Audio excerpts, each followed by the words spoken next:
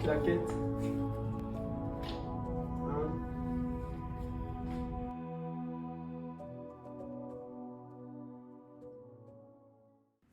Alors, bonjour tout le monde, namasté, bienvenue chez Yoga Uni.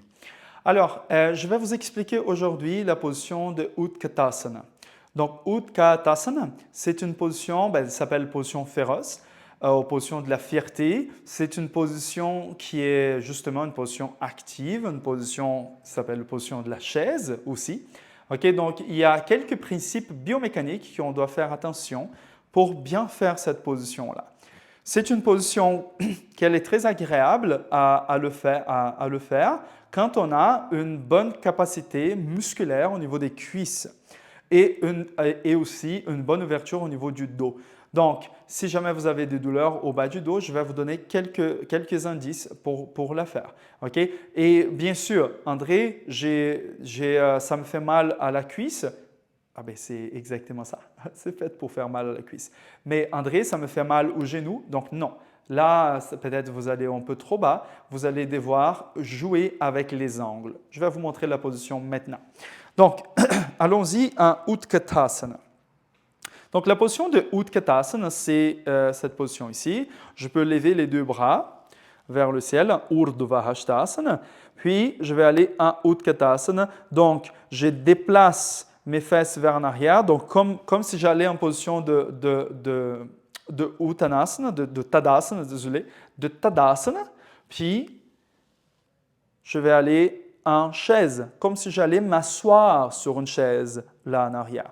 Donc là, la chaise, elle est faite. Donc, ah mais André, tu ne peux pas aller plus bas? Oui, je peux aller plus bas, mais je vais vous montrer cette position ici à l'angle de 45 degrés.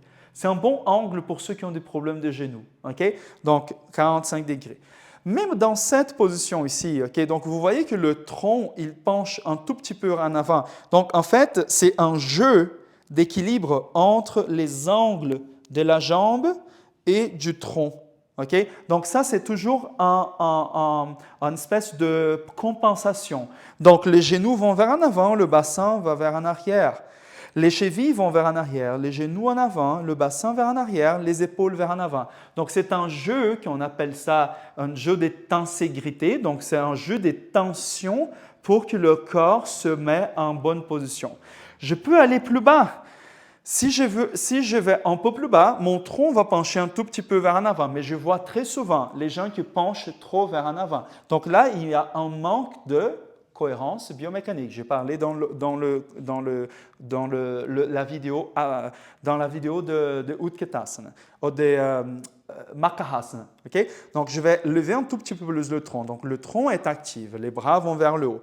Ah, mais André, ça travaille trop sur mon bas du dos. Essaye de descendre un peu les mains. Ah, mais André, il faut que je rentre les fesses. Non! Ah, mais André, il faut que je sorte beaucoup les fesses en mode danse africaine. Non, vous devrez trouver la juste mesure. Il faut que je trouve le bon placement pour que mon dos soit content dans la position. Si vous avez une hyperlordose, vous devrez rentrer un petit peu le bassin. Si vous avez, par exemple, pas de hyperlordose, si vous avez les bassins un peu vers en avant, peut-être il va falloir que vous essayiez de sortir un peu plus les fesses. Hein? Donc là, ça joue un rôle assez important. Vous pouvez descendre un peu plus, bien sûr, ou vous pouvez monter un peu plus. Tout dépend de votre option, de qu'est-ce que vous voulez travailler. Si vous voulez travailler un peu plus profond, allez un peu plus bas. Il y en a deux choses intéressantes dans cette position. Les rôles de musculature synergiste. Donc, on a la musculature agoniste, on a la musculature antagoniste. Donc, agoniste, c'est la musculature principale. On a la musculature antagoniste, ce qui antagonise la position. Et on a les synergistes. Les musculatures synergistes, c'est les musculatures qui vont aider dans le processus, dans la position. Ah, mais André, c'est une position qu'elle est une position isométrique. Je reste dans la position. Oui, j'essaie. Mais si je contracte, par exemple, mon plancher pelvien, si je contracte légèrement les fesses vers l'intérieur, si je contracte légèrement mes obliques, observez comme vous allez avoir une meilleure position. Faites-le à nouveau. Donc, on vient en Utkatasana, à nouveau. Puis là, je vais essayer de rapprocher les ischiums en contractant le plancher pelvien. C'est que ça fait un rôle aussi au niveau des pieds, c'est vraiment très intéressant. Les genoux vont être légèrement séparés. Et là, je vais contracter les synergistes, donc les fesses que je rapproche, les obliques, j'essaie de les allonger un peu plus vers le haut. Donc, il y a une action ici dans les flancs pour soulever un peu plus la position. Puis vous allez voir comme la position devient un peu plus facile. Donc, je vais faire un résumé. Donc, pour le résumé, les deux pieds sont séparés à largeur de Tadasana. Ah, mais je peux faire pieds collés? Oui. Je peux faire les pieds un peu plus ouverts? Oui. Mais je pars de la base. Parce qu'après, quand je ferme les pieds, ça va travailler d'autres muscles. Ça va travailler différemment les musculatures de la cuisse. Même chaîne musculaire, mais des travaux différents.